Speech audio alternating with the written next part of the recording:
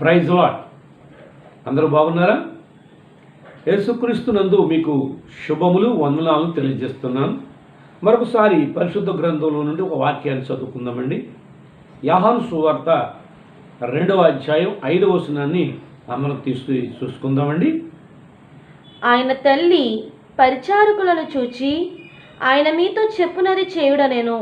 ప్రేమగల మా తండ్రి, వందనాలు, స్తోత్రాలు. చదవబడిన వాక్య భాగాలోంచి నాతోను వినుచున్న వారందరితో కూడా మాట్లాడి మహిమ పొందమని యేసు నామమున ప్రార్థన చేస్తున్నాను తండ్రి, ఆమేన్.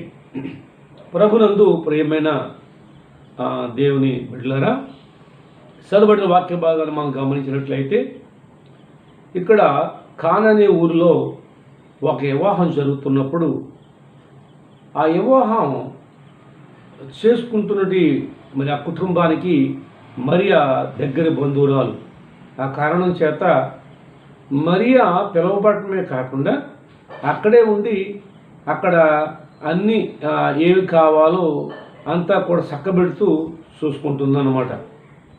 కనుక ఆ సమయంలో యేసు ప్రభు వారు కూడా పిలువబడ్డారు, ఆయన శిష్యులు కూడా పిలువబడ్డారు. కనుక యేసు ప్రభు వారు కూడా అక్కడే ఉన్నారు. పెళ్లి జరుగుతుంది, ఒక పక్కన విందు జరుగుతూ ఉంది. మధ్యలో ఆ విందులో వాళ్ళకి ప్రధానమైనది ఘనమైనది ఏంటంటే ద్రాక్షారసం. ద్రాక్షారసాన్ని వాడుకగా కంపల్సరీగా వచ్చినటువంటి వారందరికీ కూడా కావలసినంత ఇస్తూ ఉంటారు. అయితే ద్రాక్షారసం అయిపోయింది, ఇంకా పెండ్లి అవ్వలేదు, ఇంకా విందు పూర్తి అవ్వలేదు. ఈ లోపల ద్రాక్షారసం అయిపోయింది. నెక్స్ట్ ద్రాక్షారసం ఇవ్వడం లేదు.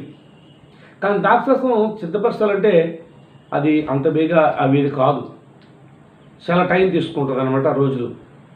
కనుక ఏం చేయాలో అర్థం అవ్వలేదు. వెంటనే మరి ఏం చేసిందంటే పరిచారకులను తీసుకుని యేసు ప్రభు దగ్గరికి వచ్చి యేసు ప్రభుతో చెప్పింది, ఇలాగని నా సమయం ఇంకా రాలేదమ్మా అని చెప్పంటాడు యేసు ప్రభు. ఆయన ఏం పట్టించుకోలేదు. పరిచారకుల వైపు చూస్తూ యేసు వైపు చూపిస్తూ ఆయన మీతో చెప్పింది చెయ్యండి, ఆయన ఏదైతే మీతో చెప్తాడో దాన్ని చెయ్యండి అని చెప్పేసి వెళ్ళిపోయింది. దాన్ని లోన పని చూసుకోవడానికి వెళ్ళిపోయింది, ఆ పని చక్క పెట్టుకోవడానికి. ఈ పరిచారకులు యేసు వైపు అలా చూస్తూ ఉన్నారన్నమాట. యేసు ప్రభు ఏం చెప్పాడంటే వారికి యూదుల యొక్క శుద్ధీకారాశ ప్రకారంగా 6 రాతి బాణలు ఖాళీ బాణలు పిండిలో పెడతారు. యేసు ప్రభు ఆ రాతి బాణలు నిండా నీళ్ళతో నింపండి అంచులు మటుకు అన్నారు. నీళ్ళతో నింపేశారు, తీసుకెళ్ళి వడ్డించాడు. ద్రాక్షారసం అన్నాడు. అన్నీ కూడా తీసుకెళ్ళి వడ్డించేశారు ద్రాక్షారసం కింద. తాగిన వాళ్ళు అంటున్నారు కదా, ఎవడైనా మొట్టమొదటిగా మంచి తెస్తాడు, తర్వాత కల్తీది అంటే జబ్బు తీస్తాడు. ఈ పిండిలో ఏంటి, ముందు జబ్బు తీశారు, ఇప్పుడేమో మంచి చేస్తున్నారు అని అంటున్నారు. నిజానికి మొట్టమొదటి చేసింది అది మామూలు ద్రాక్షారసం సిద్ధపరిచింది. కానీ ఇప్పుడు పోసేది ఓన్లీ నీళ్ళే. అంటే నీళ్ళు ఏమైపోయాడు, రంగు మారిపోయింది, రుచి మారిపోయింది, పేరు మారిపోయింది. కానీ నీళ్ళే, కానీ ద్రాక్షారసం మళ్ళీ ఇచ్చారు. ద్రాక్షారసం కంటే మరి ఇట్లా రుచిగా ఉందన్నమాట. ఇది తాగినట్టు వాళ్ళు అంతకుముందు తాగినట్టు వాళ్ళు 2 సార్లు తాగినట్టు కూడా ఉంటారు కదా. కాబట్టి అంటున్నారు ముందు అది జబ్బుది, అంటే ఇది తాగిన తర్వాత అది జబ్బుది అని అంటున్నారు. ఇక్కడ ప్రభునందు ప్రియ దేవుని బిడ్డలారా, ఇది మాటతో తయారు చేయబడింది. అంటే ఇక్కడ మన అంశం ఏంటంటే ఆయన మీతో చెప్పింది చెయ్యండి. యేసు ప్రభు చెప్పింది ఎవరు చేసినా కానీ వారి జీవితాల్లో అద్భుతమైన కార్యం జరుగుతుంది, ఆశ్చర్యమైన కార్యం జరుగుతుంది. యేసు చెప్పినట్లు కనుక చేయగలిగితే అపజయాలను జయాలుగా మార్చబడతాయి. అవునండి, కీడు మేలుగా మార్చబడుతుంది. గనుక ఆయన చెప్పినట్లు మనం చేయగలిగితే దేవుడు మన జీవితాల్లో ఒక అద్భుతమైన ఆశ్చర్యమైన కార్యాలు మరి మనం చూడగలుగుతాం. ఆయన మాటలో అంత అద్భుతమైనటువంటి ఆశీర్వాదం ఉంది.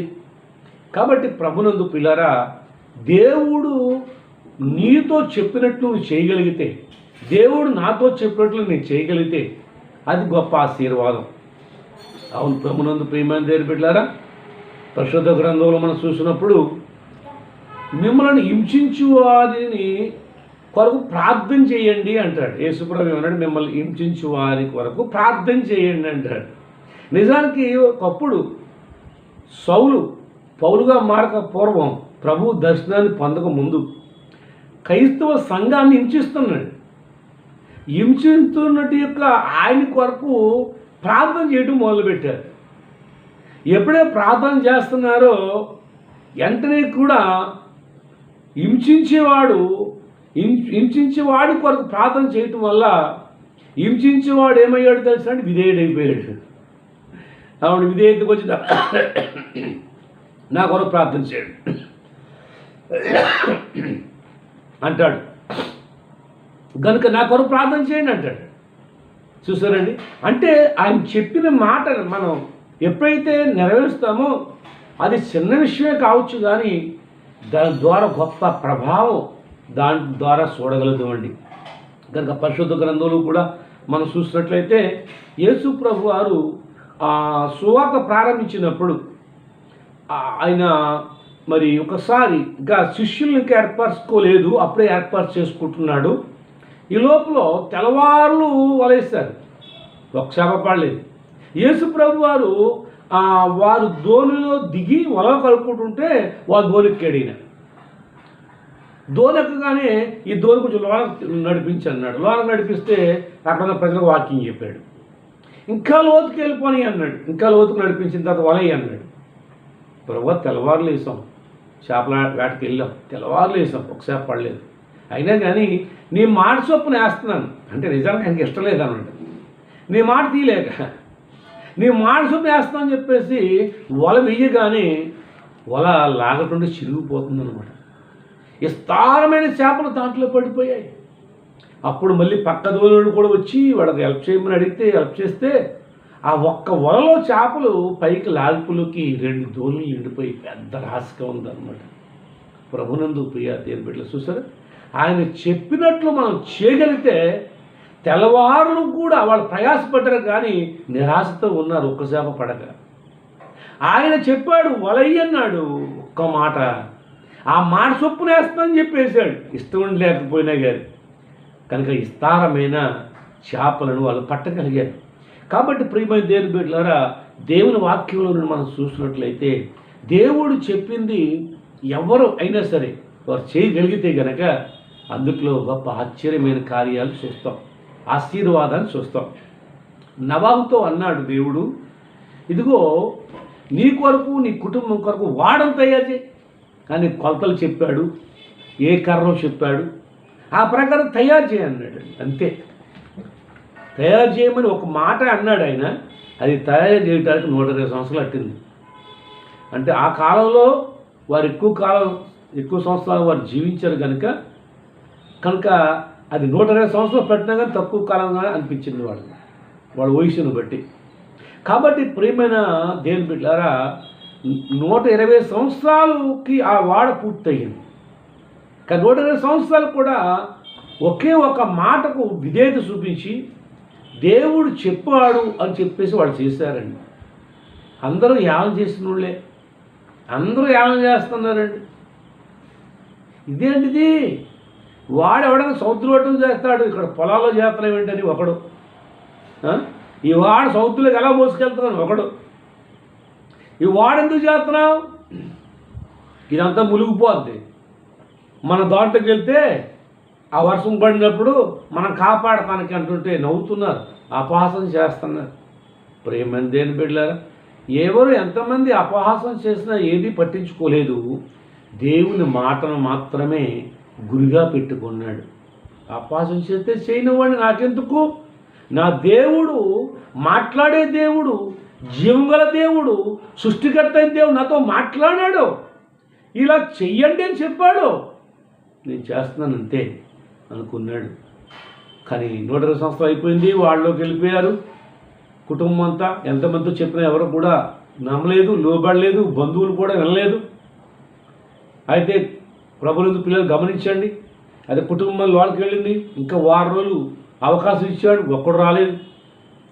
కాదు మనుషులు రాలేదు కానీ ఉన్న జీవులు జత జతలు చెప్పులు వచ్చినాయి, వాటిని చేర్చుకున్నాడు. వాడ మూసేయమన్నాడు, మూసేశాడు. ప్రచండమైనటి వర్షం పడింది, ఆకాశం తులిపబడ్డాయి. 40 రోజులు రాత్రింబగళ్ళు కుడితే ఆకాశం మేఘాలను అంటేసిందండి ఈ వాడిని. అంతగా ఇంకా భూమి అనేది ఎక్కడ కనిపించడం లేదండి. మొత్తం అపాసం చేసినాడు అంతా కూడా అక్కడ ఏమైపోయారు తెలుసండి? చనిపోయారు. ఒక్కడ కూడా బ్రతకలేదండి. ఈ వాడలో ఎవరైతే ఉన్నారో వారు మాత్రమే బ్రతికారు. ఈ వాడ ద్వారా ఆ రోజులు 80 బ్రతికారు. ఆ 80 ద్వారాగానే ఇప్పుడు సుమారుగా 730 కోట్ల మంది ఉన్నారు అంటున్నారు కదా. 730 కోట్ల మంది ఇప్పుడు బ్రతికి ఉన్నవాళ్ళు. కానీ ఆ రోజు నుంచి కూడా మరి పుట్టి వారు చనిపోయినట్టు వాళ్ళు లెక్కేసుంటే 1000 కోట్లు అన్నమాట. 1000 కోట్ల మంది ఆ 80 ద్వారాగానే మరి ఈ జన్మించినట్లుగా మనం గమనించాలి. అవునండి, దేవుని మాట విన్నారు కనుక ప్రశాంతంగా ఉన్నారు అక్కడ. ఈ రోజున కూడా యేసు ప్రభు అంటున్నాడు, ప్రయాసపడి భారం మోసుకొస్తున్న సమస్త జనులు నా ఎద్దకు రండి, నేను మీకు విశ్రాంతిని కలగజేస్తానంటున్నాడు. అవునండి, ఆయన మాట విని ఇదేది చూపించి ఆయన మాట నమ్మి వచ్చినట్టు వారు, యేసుక్రీస్తుని విశ్వసించినట్టు వారు, అవునండి నిజముగా ఆయనలో ఉండే ఆదరణ, ఆనందం వేరండి, ఆత్మీయత వేరండి, అద్భుతం. అవునండి, ఆయనతో సహవాసం చాలా ఆశీర్వాదం, చాలా ఆశ్చర్యకరం.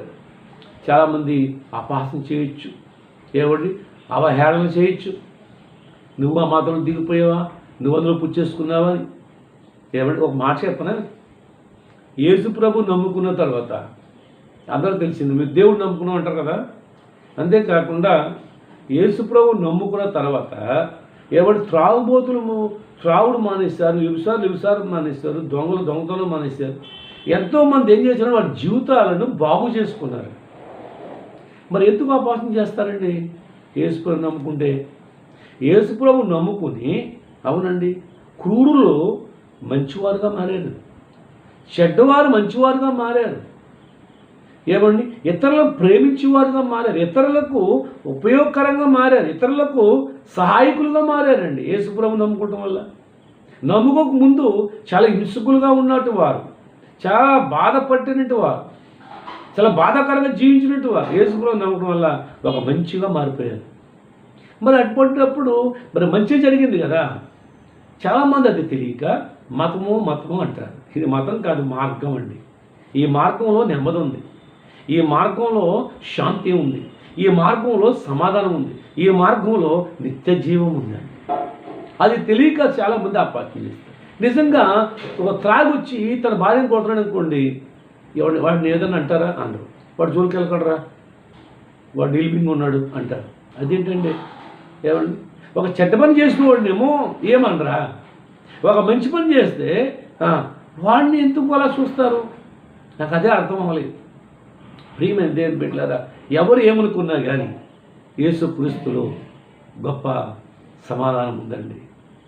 కనుకనే ఆయన పిలుస్తున్నాడు, మనం ఆయన మాట నమ్మి ఆయన యందు విశ్వాసం ఉంచి చూడు, ప్రభు దయలను రుచి చూడు, దేవుడు మన జీవితంలో గొప్ప కార్యం చేస్తాడు.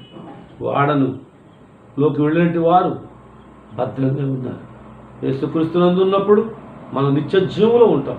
ఈ లోకం ఉంటే శాశ్వతం కాదు, ఈ లోకం తర్వాత నిత్య జీవం మనకు కోసం దేవుడు సిద్ధం చేశాడు. అంతేకాకుండా మరి అబ్రాహాముతో ఏమన్నాడు దేవుడు? నీ దేశం విడిచిపెట్టాయి, నీ ప్రజలు విడిచిపెట్టాయి, నీ ఇంటి విడిచిపెట్టాయి, నేను చూపించే దేశం వెళ్ళన్నాడు. ఆయన చూపించే దేశం వెళ్ళిపోయాడు. కానీ దేవుడు అబ్రాహాముని ఒక మహారాజులాగా ఆశీర్వదించలేదా? అబ్రాహాము సంతానాన్ని ఇచ్చి ఆ సంతానం కొరకు ఒక దేశాన్ని ఇస్తానని చెప్పలేదా? ఆ దేశాన్ని ఇవ్వలేదా? పాలు తేనెలు ప్రవహించే దేశాన్ని ఇస్తానని వాగ్దానం చేయలేదా? పిల్ల దేవుడు మాట ప్రకారంగా అబ్రాహాము వెళ్ళాడు. అబ్రాహాము దేవుడు స్నేహితుడయ్యాడు. అవునండి, అబ్రాహాము విశ్వాసులకే తండ్రి అయ్యాడు, దేవుడికేమో స్నేహితుడయ్యాడు. అబ్రాహాము నా స్నేహితుడని చెప్తున్నాడు దేవుడు. ఏమండి, దేవుడికే స్నేహితుడంట. ఎంత గొప్ప ఆశీర్వాదం అండి ప్రభునందు పిల్లరా. అలాగనే యేసుక్రీస్తునందు ఉండడం వల్ల ఆయనకు మనము కూడా స్నేహితులు అవుతాం. అవునండి, కాబట్టి ప్రియ దేవుని బిడ్డలారా, పరిశుద్ధ గ్రంథంలోంచి మనం గమనించినట్లయితే, మనం ఆలోచన చేసినట్లయితే, మనము ఆయన చెప్పినట్లు మనం చేస్తే అది మనకు ఆశీర్వాదాన్ని మనకు ఇస్తుంది. కాబట్టి ఇంకొక 2 మాట చదువు చూడండి. నిర్గమకాండము 23వ అధ్యాయం 21వ వచనం అండి. నిర్గమకాండం 23:21.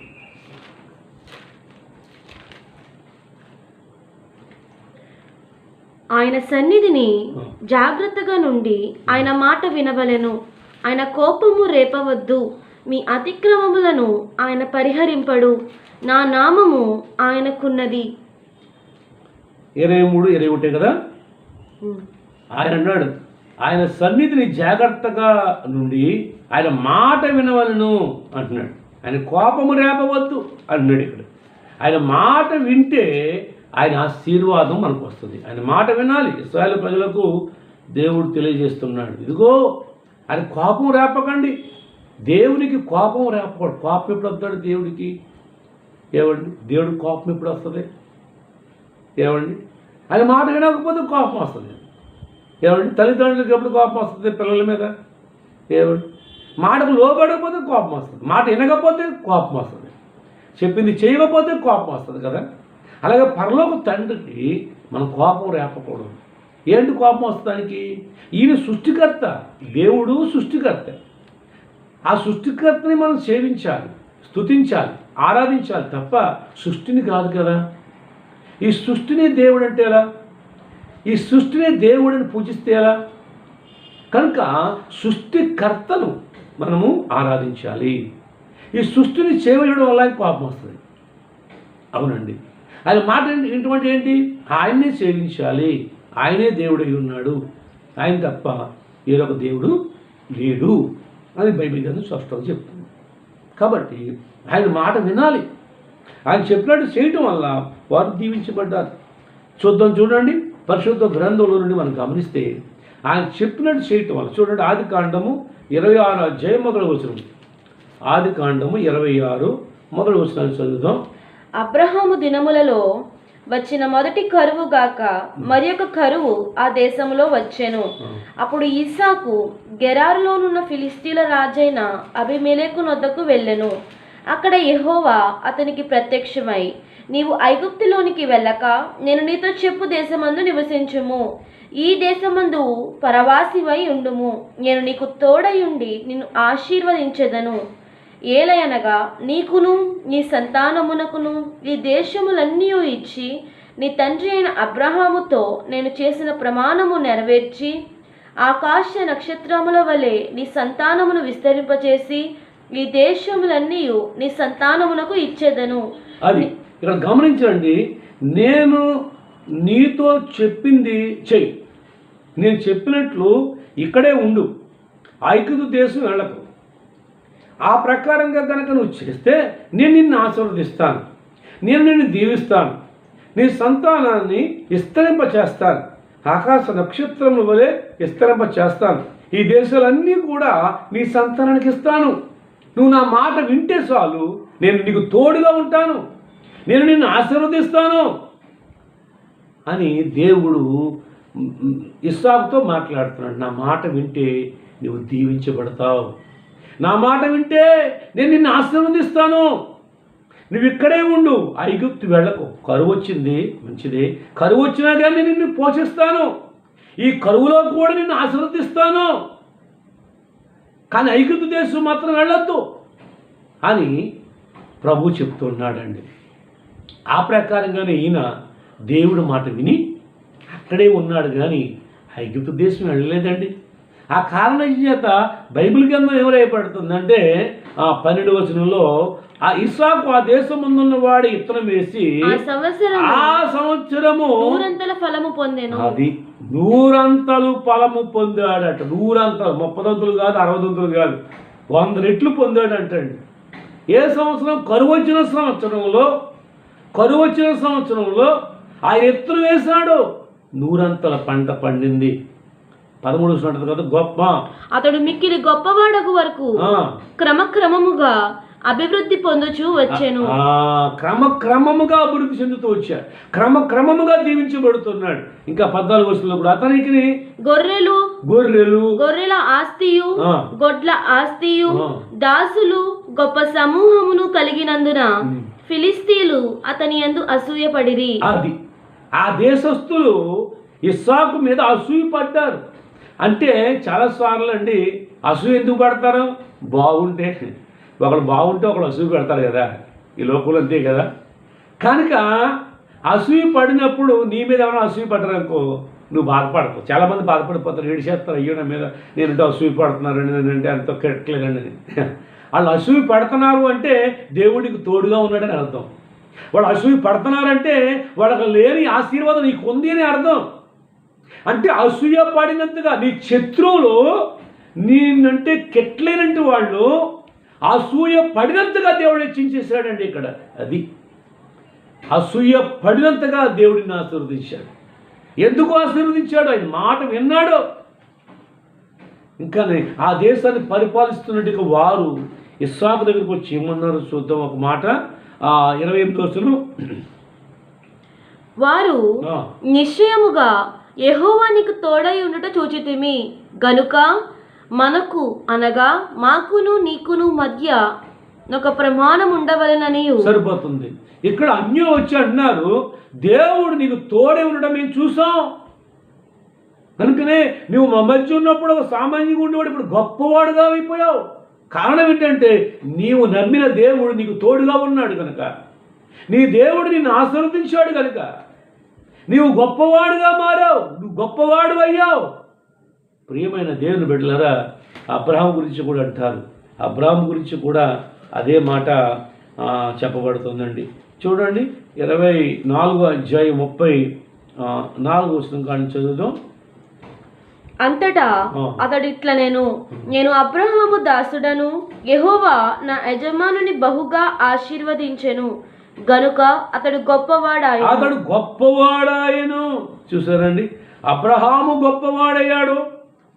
తర్వాత అబ్రాహాము కుమారుడు ఇస్సాకు కూడా గొప్పవాడిగా చేశాడు దేవుడు. ఎందుకునంటే వారు దేవుని మాట విన్నారు, దేవుడు చెప్పినట్లు చేశారు. అబ్రహాము దేవుడు చెప్పినట్లుగా ఏమండి చేశాడు. ఎక్కడికైతే వెళ్ళమన్నాడో అక్కడికి వెళ్ళాడండి. కనుక అబ్రహాముని దేవుడు గొప్పవాడిగా చేశాడు. దేవుడు నమ్మిన వాడు ఎప్పుడు చెడిపోడండి.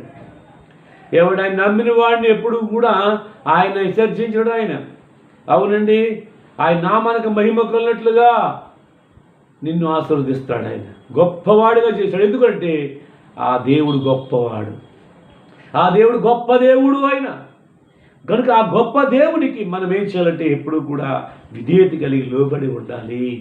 ఆయన ఏదైతే చెప్తున్నాడో ఆయన చెప్పిన మాటకు మనం విధేయత చూపించాలి. లోబడినట్లయితే, ఆయన చెప్పినట్టు మనం చేసినట్లయితే నీకేది తక్కువ కాదండి, నీకేది తక్కువ చేయడు. ఆయన శ్రమలు వస్తాయి, ఇబ్బందులు వస్తాయి, ఇరుకులు వస్తాయి, ఎన్ని వచ్చినా సరే నువ్వు ఆయన మాట చెప్పినట్టుగా విను. దేవుడు ఆ ఇరుకులోనే విశాలత కలగజేస్తాడు ఆయన. అవునండి, కొంచెంలో నేను నిన్ను ఆశీర్వాదకరంగా చేస్తాడు. అవునండి, కనుకనే ఆయన మాట మనం వినాలంతే. ఏది ఏమైనా ఆయన మాట మనం వినాలంతే. చూడండి, లూకా సువార్త 22వ అధ్యాయం 10వ వచనంలో ఒక మాట రాయబడుతుంది. లూకా సువార్త 22వ అధ్యాయం 10వ వచనంలో ఒక మాట చదువుదామండి. ఆయన ఇదిగో మీరు పట్టణంలో ప్రవేశించినప్పుడు నీళ్ల కుండ పోసుకొని పోవచ్చున్న ఒకడు మీకు ఎదురుగా వచ్చును. సరిపోతుంది. నీళ్ల కుండ మోసుకుని పోవుచున్నవాడు ఒకడు ఎదురొస్తాడు. యేసు ప్రభు తన శిష్యులు పిలిచి అన్నాడు, ఇదిగో మీరు ఎదురుకుండా ఉన్న గ్రామానికి వెళ్ళండి, నీళ్ల కుండ మోసుకుని మీకు ఎదురొస్తాడు. వాడిని చూసి వాడు వెనకాలే పోండి. వాడు ఏ ఇంటికి వెళ్తాడో ఆ ఇంటి యజమానిని అడగండి. నేనును నా శిష్యులను పస్కాను సిద్ధపరచడానికి విడిది గది ఎక్కడనని బోధకుడు నిన్ను అడుగుచున్నాడని చెప్పగానే సామాగ్రితో ఉన్నటి గొప్ప మేడగది మీకు చూపిస్తాడు. అక్కడ సిద్ధం చేయండి, ఈరోజు మన పస్కాను సిద్ధపరుచుకుందాం అంటాడు యేసు ప్రభు. చాలా అద్భుతం కదా. ఏడు ఊళ్ళోకి వెళ్తే ఎదురొస్తాడంట నీళ్ళు కొని పట్టుకుని ఎవరిని. కాబట్టి ఆ ఊళ్ళో లేడు యేసు ప్రభు, ఏడే ఊళ్ళో ఉన్నాడు. మీరు ఎదుర్కొన్న గ్రామానికి వెళ్ళండి అంటున్నాడు. ఆయన చెప్పినట్లుగానే వారు చేస్తే నీళ్లు కూడా మోసుకుని ఎదురు వస్తున్నాడు. ఆశ్చర్యమైంది. వాడితో ఏం మాట్లాడమలేదు కాబట్టి వాడు వెనకాలే పోయారు. వాడు ఏ ఇంట్లోకి వెళ్ళాడు, ఆ ఇంటి యజమానితో మాట్లాడుతున్నాడు. వెంటనే ఆయన అంటాడు, ఇదిగోనయ్యా సామాగ్రి అంతా కూడా సిద్ధంగా ఉంది, మీకు కావాల్సిందంతా కూడా ఇదిగో అని పెద్ద గొప్ప మేడగదిని ఆయన ఇచ్చాడు వాడికి. ఎంత గొప్ప కార్యమండి, ఎంత ఆశ్చర్యమండి, ఎంత అద్భుతమండి. దేవుని కార్యాలు ఆ విధంగా ఉంటాయి. దేవుని కార్యాలు ఆశ్చర్యకరంగా ఉంటాయండి. ప్రభునందు ప్రియమైన దేవుని బిడ్డలారా, దేవుని వాక్యాన్ని మనం చూసినట్లయితే ఆయన చెప్పినట్లు మనం చేస్తే అది ఆశీర్వాదం. మరోసారి ఏమన్నాడు తెలుసా? ఇదిగో మార్కు సువార్త 11వ అధ్యాయంలో నుండి చదవసలేదు లేండి, అందులో రాయబడింది ఏంటంటే, ఇదిగో మీకు ఎదురుగా ఉన్న గ్రామానికి వెళ్ళండి, వెళుతూ ఉండగా ఇదిగో వాకిట్లో కట్టబడిన గాడిదోడు కనబడింది, దాన్ని ఇప్పుకు తోలుకురండి. అది ఇప్పుతూ ఉండగా దాని యొక్క యజమానుడు వచ్చి అడుగుతాడు, ఎందుకు ఇప్పుతున్నారు అని.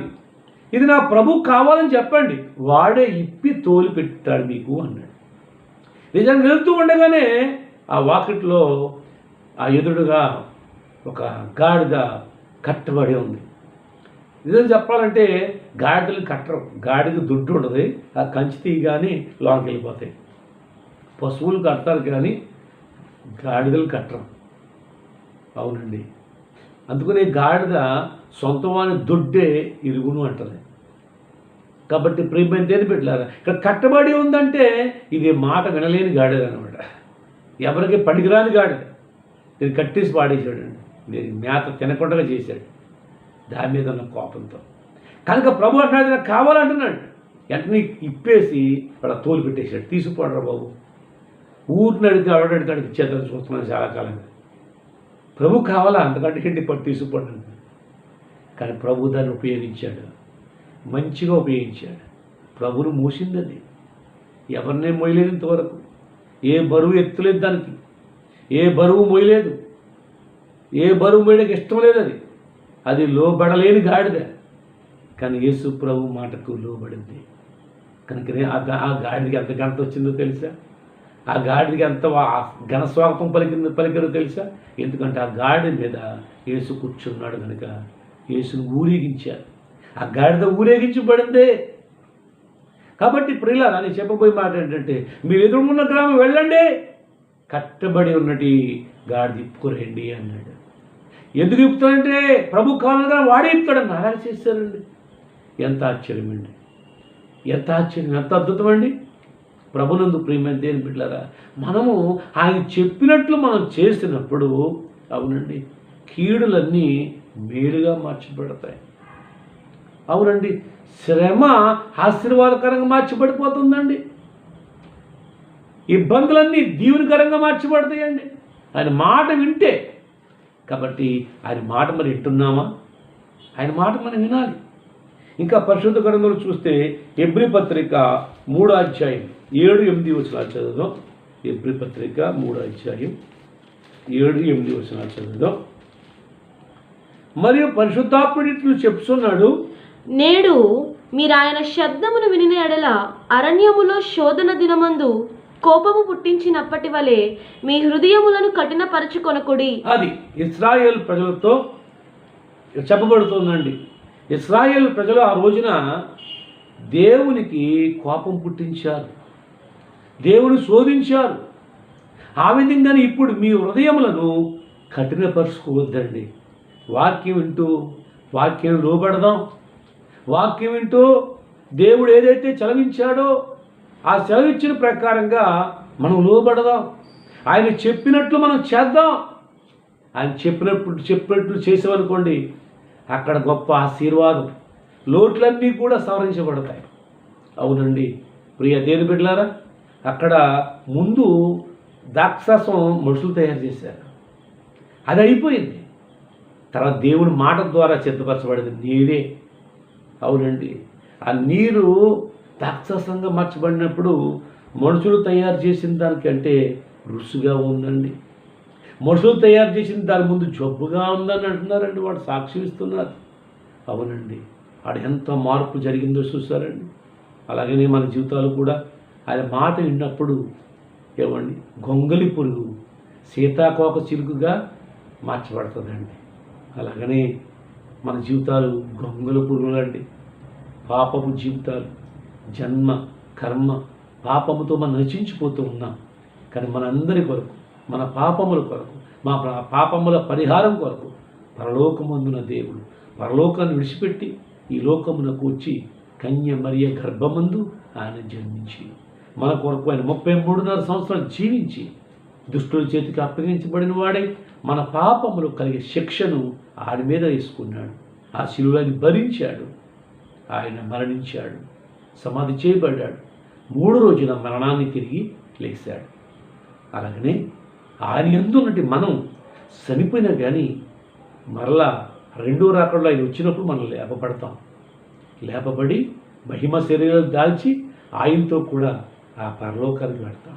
ఆయన ఎక్కడున్నాడో అక్కడ మనలో ఉండటానికి తలంచెత్తుపరచడానికి వెళ్ళాడు. కాబట్టి ఆయనతో ఆయన యందు ఉండడం వల్ల, ఆయన మాట మనం వినడం వల్ల ఇహలోకంలోనూ మన జీవితాలు ఆశీర్వాదకరంగా మారుతాడు. ఆ తర్వాత పరలోకంలో ఆయనతో పాటు ఆయన ఎక్కడున్నాడో మనం కూడా అక్కడ యుగయుగాలు అక్కడ ఆయనతో ఉంటూ ఆనందిస్తాం. అట్టి యొక్క కృప దేవుడు మనకందరికీ దయచేయును గాక. ఆమేన్. పరిశుద్ధుడైన తండ్రి వందనాలు, స్తోత్రాలు. ఎత్తబడిన వాక్యాన్ని ఫలింపచేయండి. ఇన్నవారందరినీ దీవించి ఆశీర్వదించు. యేసు నామమున ప్రార్థన చేస్తున్నాను తండ్రి. ఆమేన్. God bless you.